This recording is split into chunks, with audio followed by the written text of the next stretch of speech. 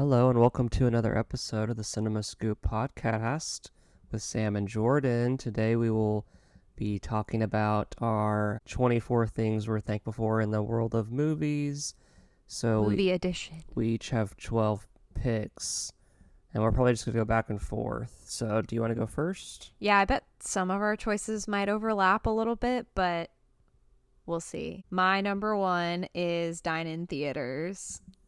Okay, that was on my list. Yeah, I also had dine-in movie theaters. Well, the reason why is because we've traveled a few times and there are not that many dine-in theaters elsewhere. Like, for some reason in our pocket of Houston, it's like, if you aren't a dine-in theater, why would I go? Like, I'm talking full dinner service. And like, maybe for people listening, that's like not a normal thing for you, but I think at least in our dynamic of like movie going experience, I feel like if I'm gonna leave the house, especially now that we have a little kid, it's like I don't really want to go to the movies to get a $20 popcorn and soda and just watch a movie in a chair that's worse than our chairs at the house. So it's like if I'm going to go out, I want to have the full recliner experience and then a full menu to where I could actually eat a meal.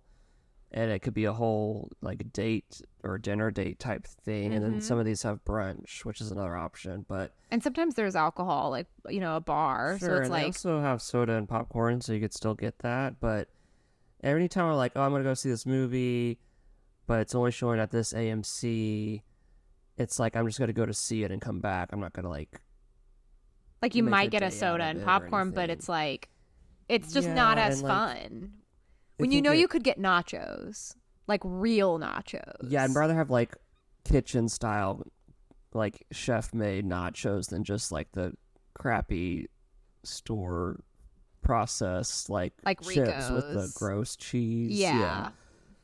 And I mean, like, those are good for like time and place, but at the same time, it's like, I like the fact that I can get a salad or I can get, a full, like a burger or, their a pizza. charcuterie board. We got a charcuterie board at one of these. Yeah, so we basically have like three that are kind of close to us. The one that's pretty close is Star Cinema, which is like a locally owned, mostly in Texas, but I think there's some other states that have Star Cinemas. But It's our first job. yeah, that was our first job in 2011. But this one's a newer one that they made closer to our house, and they just have consistently good food. They have pretty good prices considering. There's another one that's about 20-30 minutes away called Sinopolis. Sinepoli. Sinepoli. I say Sinopolis. So I wanted to shout this place out because the two times we've gone on a date to this theater, Kendrick Lamar has dropped new music. Well, that was a separate thing I was So- thankful for, is the Kendrick Lamar Sinepoli curse So I kind of correlation. combined all this. I've gone to Sinepoli 3 times, and nothing happened the one time I went by myself. It's strictly when you and I go to that theater on a date, Kendrick drops. Yeah, we saw Challengers. I guess that was April or May. I can't even remember now. And then we did Gladiator 2 recently. And so I guess this company is big enough to where they can get Paul Mescal and Pedro Pascal to do a promo at the beginning before the movie started. It was like a Sinopoli specific popcorn ad for Gladiator 2. There's also this place called the Audrey, which is like a restaurant, but it's an extension of real luxury cinemas. It's in a more fancy area close by us, but so it's like more expensive. But they actually have like super high quality dishes. They give you a blanket. You have your own little.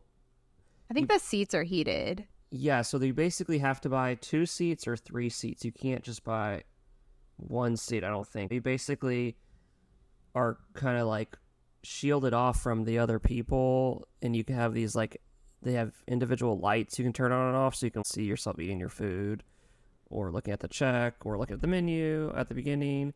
And It's pretty insane. yeah, it's a lot more expensive than the other 2 places we mentioned, but Way nicer recliners too. It's like it was like top quality, freshly made within the past 2 years. Yeah, I really liked that place a lot. Another one is going to the movies with our daughter.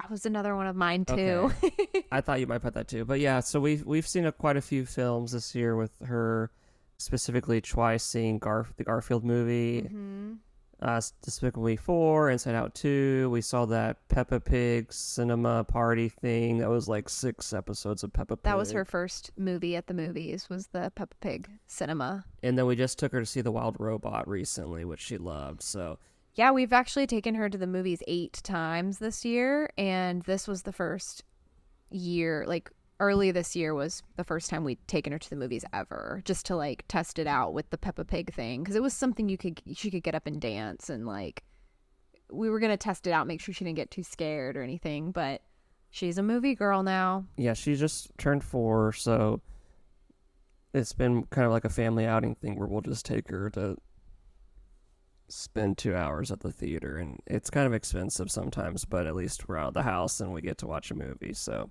Yeah. what's Man, your next thing? you're taking all of my things. Well, some of mine I know we're not going to overlap, and some I had a feeling we might. Another one for me, something else that I'm thankful for, is the scene in Gladiator 2 where Paul Mescal is getting stitches. Okay. I just really appreciate how like pained he looks in his face, and then I like the fact that he was like, was he like smoking opium or something? Like, Yeah, we talked about this doctor character that we liked in Gladiator 2 because he's like really down to earth and just tells it like it is, and he gives them like smokable opium. he's also got like the doctor has like crazy eyeliner too. He's like, I call this dragon's breath or whatever. And then like I think Denzel Washington walks up to him afterwards, and like Paul Mescal is basically high. Like it was just really funny to me. But I also just really appreciated just the like pained expression on Paul Mescal's face. He does a lot of pained expressions in this movie, but I liked that scene quite a bit. So that's something else I'm thankful for. My next I kind of did like 3 categories. My last one in this category, like movie going or movie visiting, is the Scarecrow Video Store I in have that Seattle. also. Yeah, we went quite a few times this year, and we've ordered online. They're one of the last video rental stores, independently owned, and they pretty much have every movie you can think of, and pretty much every format you can think of, and you can, for the most part, deliver it straight to your house. You can sign up for a free rental account on their website if you're in the contiguous US. They're a nonprofit, like basically the largest collection of home video you can find in the US, if I'm not mistaken. It's like over several 100,000 titles. You can search their library on their website. And if you're in Seattle, it's like one of the coolest places to just walk in because it's 2 stories of just tons and tons of Yeah, it's DVDs. really well organized. Extremely they have, like, a well director's organized. section. Mm-hmm. I mean, literally, you name it, they have it. It's been very few things that they don't have, and it's because maybe they've never created a printed version of something, like a very rare movie. They have like multiple different regions of different movies, and you also can like rent players from them, like a DVD player or a regionless player. Just a really, really cool thing that obviously is funded off of, you know, donors and people renting from them. So I always am recommending just get a rental account if you, I mean, it's really doesn't cost very much to rent like a disc from them, and you're paying shipping, and they send you the shipping label to send everything back. So it's very, very user friendly. Anybody can do it. Yeah, I think it's Highly called recommend. Scarecrow, and they also have a YouTube channel that you can look up. Mm-hmm. So what's your next thing you're thankful for? We're overlapping quite a bit, but I'm Yeah, okay so I with guess it. this won't technically be 24 things. Well, we but- can just say we love Scarecrow 2 spots worth, you know? I'm going to say, this is kind of a curveball one. I'm going to say Gregor Rocky. Okay. I last year began my, you know, going through certain directors kind of shtick. And last year I sort of started with David Lynch, but this year I've been trying to make my way through Gus Van Sant and a couple of other directors, and Gregor Rocky was one that I am I've nearly gotten all the way through almost all of his movies. I've actually seen 5 of his movies this year. Splendor, Mysterious Skin, Totally Fucked Up, Smiley Face, and Nowhere. And he has an upcoming film called I Want Your Sex, starring Charlie XCX. So I'm extremely excited for that. Clearly, Charlie has been on SNL now. We know she can act. She is a triple threat. And so I'm excited for that. But I also really appreciate the range that Gregor Araki has with he has some really hard-hitting emotional movies, and then you've seen Splendor and Smiley Face now that are just like really goofy, silly movies. And the thing that he doesn't compromise on between all of his movies is this very specific aesthetic of 90s to early aughts grunge rave culture, and it's very, very cool to watch. Yeah, there's not a lot of the filmmakers like that. Yeah, So I appreciate what he's trying to do. I like it a lot. And even in like this movie Mysterious Skin, he still even kind of portrays that in a way, and it's kind of crazy just to the breadth of material there, all in the same style but very different deliveries. So yeah, that was my next one. What do you have? So my next kind of category is like people in movies. So I'm thankful for Ridley Scott, Oh, the director of Gladiator 2. We saw it this past weekend. We really liked it. I know that some people on the internet don't like it as much, but I wanted to say I'm thankful for Ridley Scott because he's like one of the older directors that's still working in Hollywood. I believe he's now 80 something or late 70s, but like a lot of the older directors like Martin Scorsese, Steven Spielberg, they'll take many, many years to make movies. And I was looking this up, and if you just look at the 2020s, right, Martin Scorsese came out with Killers of the Flower Moon last year. Steven Spielberg came out with The Fabelmans and West Side Story, but that's kind of a bit about it. And if you go back to 2019, Scorsese had The Irishman. But for the most part, they take a little longer to make their movies, whereas Ridley Scott's just pumping them out. And, he had Gladiator 2 this year. He also produced Alien Romulus. mm-hmm. And then he came out with Napoleon and House of Gucci and Last Duel the past 2 years or few years. So I just got a quick appreciate turnaround. that he's making a lot of movies. Yeah. And I think they're pretty good. So I also think that there's a lot of directors, for better or worse, Martin Scorsese, I mean, even probably David Lynch, like a lot of directors that go a long time between making movies. It's sort of like because they're almost like campaigning that movie for a while. You know what I mean? Like they're like trying to push it through awards and stuff versus I feel like Ridley Scott's just like, yeah, he just wants to get it out. he just wants to get out the movies. And so but by the time they're talking about Napoleon potentially getting nominations, he's like, I don't really care. I'm on to doing this next thing.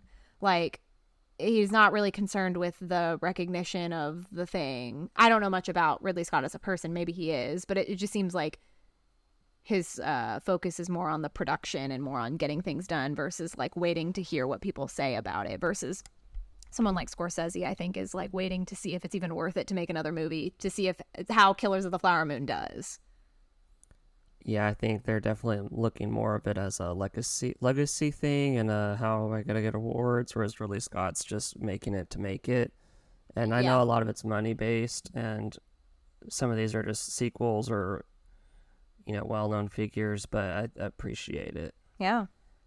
Okay, what's next for you? I'm gonna go with one that I think a lot of people have dealt with. This happened a couple of times this year for us. Using my email for trial periods of either the Criterion Channel or Mubi, and then just forgetting to cancel them and signing up anyway. We did that a couple of times where we're just letting them stop and use a different email. Yeah, we do that too. We did Criterion a few times. We did Mubi. I think this is the second time we've done Mubi, and then we also did like Apple TV. I just find it funny that like everyone does that's that. kind of, I feel like it's the new normal. 6 months of Criterion, 1 month of Apple for free, and then I don't need it anymore. Yeah. Anyway, so yeah, that's a good pick. I just think it's funny because there was one time where Alyssa and Devin were over and we were trying to log into Criterion and she was like, "Oh, I just signed up for another trial, but it's like one of my 3 emails." So we literally had to try like 3 of her emails with the television remote, typing in like with the like there's no keypad on the remote. So we're just like doing this and you were like, "This is taking forever." Yeah, was doing just this funny. through the Roku remote takes a while. Yeah, for sure. So my next one is Willem Dafoe. I feel like you could say Oh, every year you're thankful for him, but uh, truly. we recently discovered To Live and Die in L.A., where he plays the villain, counterfeit money maker guy, who's really funny and pretty well acted, and just a great villain. And then, so he's gonna be in the Nosferatu movie directed by Robert Eggers coming out this year. And so we watched The Shadow of the Vampire, which is from the year 2000, where he plays Nosferatu, and he's really, really good in it. And this is Yeah. kind of an extension from last year, but last year we watched Light Sleeper for the first time and Last Temptation of Christ for the first time. So he's kind of had like a 20 plus month period here where we've discovered older movies of him, and then also he's in Poor Things. So like he's just always just like in the movie, and he's always great, and so I just wanted to shout him out. I He was up there when I was looking at my letterbox stats on like actors I've seen the most movies of. He was one of the top ones. He's also in Spider-Man, which is a great Thanksgiving movie. 100%. It is a Thanksgiving movie. That is totally true. A couple of other movies that I saw this year with him in it: Beetlejuice, Yep, almost forgot about that. Kinds of Kindness. Yep. I saw for the first time The Florida Project. So yeah, those are a couple of other ones. I will go off of that, and I will say something I am thankful for this year is Kyle MacLachlan. Obviously, he's in like just about every David Lynch thing. Your presidential pick. A character he plays, Del Cooper, was my presidential pick on our last episode. So yeah, but I also just think that the way he does his own social media is very, very, very wholesome and very adorable. And if you follow him on Instagram or TikTok, he is doing like all of his own funny little skits. And you can tell that like he wakes up every day and is like, what funny thing am I going to do? What trend on TikTok am I going to do? He's like a huge Chappell Roan and Charlie XCX fan. So he's like lip syncing the songs, wearing funny costumes. He was Germany's GQ Man of the Year, so he had like a whole spread in their magazine recently. He's also on a couple of different shows and stuff. Like I know he was on Fallout. And then in addition to that, just always being number one in my heart, because he also voiced the dad in Inside Out too. That's right. And then The Hidden. We saw I that was for the gonna first time mention this that year. later, but Well, and then the other one that Kyle MacLachlan is in that I didn't really love that much was Blink Twice, but I forgot he was in that as well. oh yeah, I haven't seen that one. So I think he's kind of having his moment a little bit. And I also think he is probably one of the only actors that is like well past their prime per se, but is like just hard to cancel. Yeah. And I'll eat my words if that ever happens, but He's aging nicely. Aging- Hopefully he can have a few more good roles coming up. 100%. I totally agree. All right, my next thankful person is Connor O'Malley, the comedian choice. who had a few funny parts in the I Think You Should Leave Netflix show. But this year he came out with a AI kind of stand-up. It's called Stand-Up Solutions, where he kind of is doing he's trying to sell you AI comedy, but in a really funny package, and how it's almost like a TED Talk and a stand-up special, but it's really funny. He plays a funny character. And then he came out with this short film called Corey's, which is really, really good. Great short It's film. only like 11 minutes on YouTube.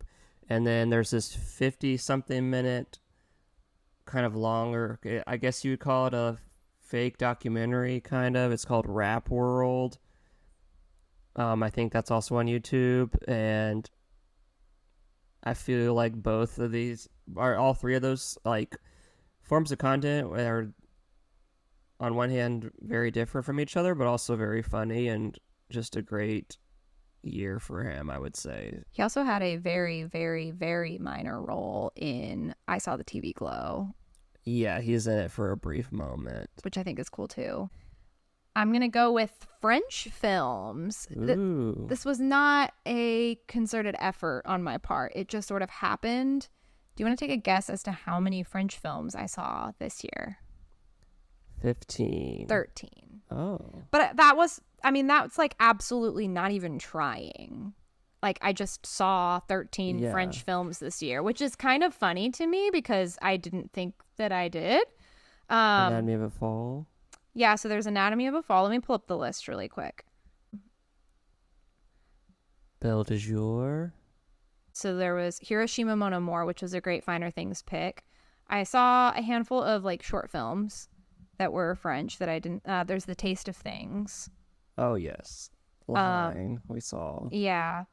Another one that I liked, Humanist Vampire Seeking Consenting Suicidal Person, was a great French film. Yeah, Benedetta is technically is French language. Titan, Oh, yeah. Belle de Jour, Anatomy of a Fall. We saw Lahaine earlier this year for the first time, and then we also saw Alphaville earlier this year. So yeah, a couple of French language films. I saw 13. And maybe we need to do a French podcast episode. Well, I also think that if I focused harder on doing French language films, I might watch more. This was from no effort of trying at all. So it's just made me think maybe 2025 is the year that I get into French there's a cinema. few I'm thinking of that I know you haven't seen that we need to watch. Is Breathless one of them? That's one. Mm-hmm. Yep. Okay, my next thing I'm thankful for is Margaret Qualley and The Substance. I love that. That's a great pick. And we don't have to talk too much about it. She was really good in The Substance. That's it? Well, I mean, obviously, she was also in Kinds of Kindness, but I'm specifically thankful for her Sue performance. I also think she's just like we were joking about it in the car right after the Kendrick album dropped. I was like, man, the Antonoff family is just like rolling in publicity right now between Margaret Qualley and Jack Antonoff. Like, it's just they're up and comers and everything. They're like the next power couple. Exactly, 100%, like over both industries. Yeah, I mean, it really can't be understated how amazing of a job she did in that movie. So my next one is, I'm surprised you didn't say this, but maybe you're gonna put it, but banger scores and soundtracks for movies that came out this year. The Substance had an incredible score, soundtrack. I Saw the TV Glow has an insanely good soundtrack. Challengers, and It Ends With Us has a great soundtrack with like Taylor Swift songs and Cigarettes After Sex songs, and I just think it was like the year of really good music. And as soon as like that Pump It Up song became popular because of The Substance, it like takes on a life of its own almost. And the Challenger score like took on a life of its own as far as like popularity. If I need to lock in to work, I put on the Challenger soundtrack. Like if I need to focus, it's just, that's what I do. Yeah, that's something else I'm thankful for. That's a good one. My last one about kind of like people in movies is all the actors in Megalopolis. So I just picked all of them. We kind of had our episode already. So, yeah, Adam Driver, Aubrey Plaza, Shia LaBeouf, Jon Voight, all those, Giancarlo Esposito, Dustin Hoffman, there was a ton of people. So thought they were all pretty funny. That they really are what made that movie. And again, you might not have listened to our Megalopolis episode, but it's just such a ridiculous movie and it's so fun. And even if you don't think it's good, you can't admit, you have to have a fun time watching it. It's entertaining, I think. It's so entertaining. I already want to rewatch that. Okay, so my next kind of category is just movie specific. So, my next pick is Stage Fright, which is a specific movie I watched before Halloween.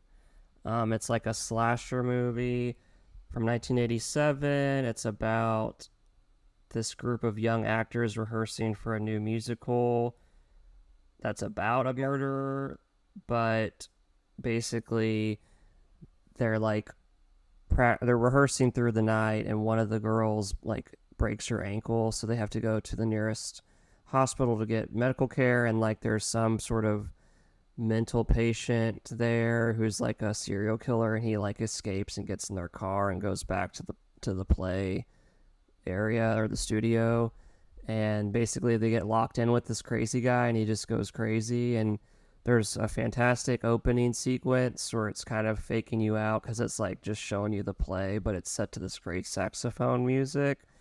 And one of the key parts is there's like this owl mask that's really unique and fun, and all the kills are really good, and I just think it's a really good slasher movie, and I think we should definitely watch it next time. But I didn't see it.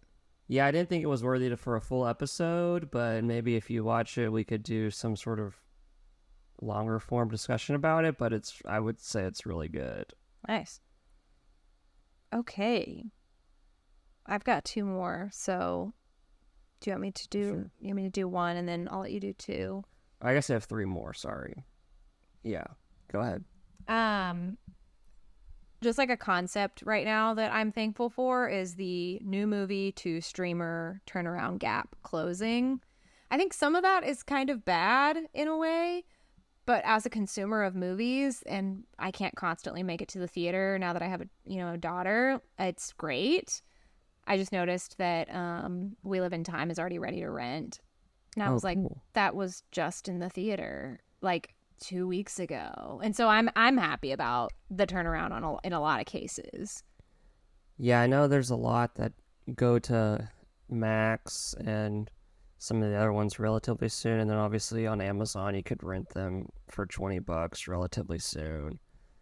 I think Twisters just went on Peacock, so like by this time November of the year, it's like pretty much most movies are available now, or they're gearing up for the awards season, so they're not out yet. So like it's kind of like if you don't go to see Wicked or Gladiator 2 in the theater this week or this month, then it's like you have to wait till 2025 to see them. But most of the spring and summer movies are on streamers by now.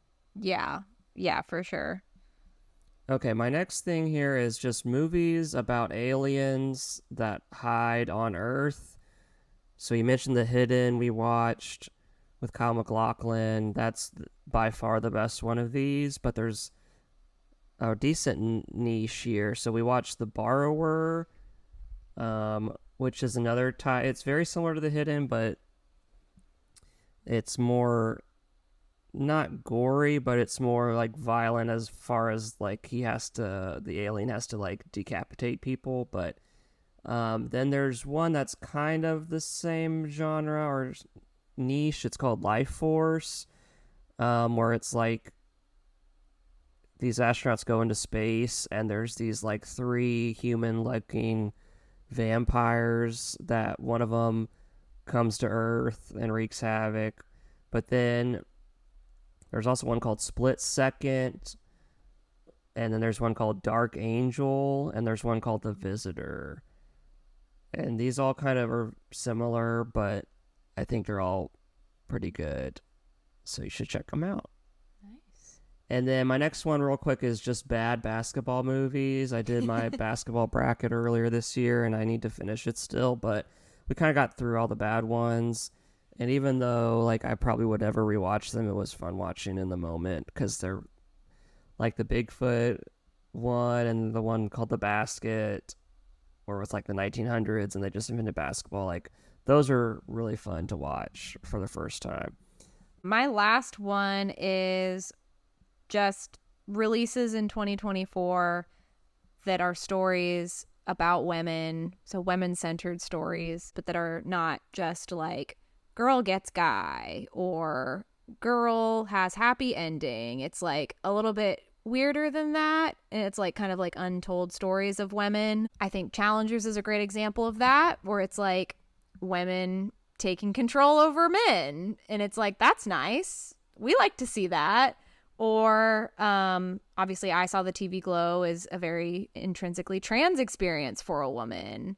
Or The Substance is all about women's body issues told through the lens of body horror. Or Immaculate is the story of not having bodily autonomy when you've become pregnant with the devil incarnate. And like there's lots of really great stories about women that don't often get portrayed in films. And I'm very excited for the movie Night Bitch because I think this is going to be another example of unique women-centered stories that are not just like girl wants love, girl finds love, happy ending. Like it's like so innate to 2024 movies for it to be like weird women. And I love that. I think that's cool. I think we need more of that. I could go on, you know, like Maxine is another Furiosa, one. kind of. Furiosa is another one.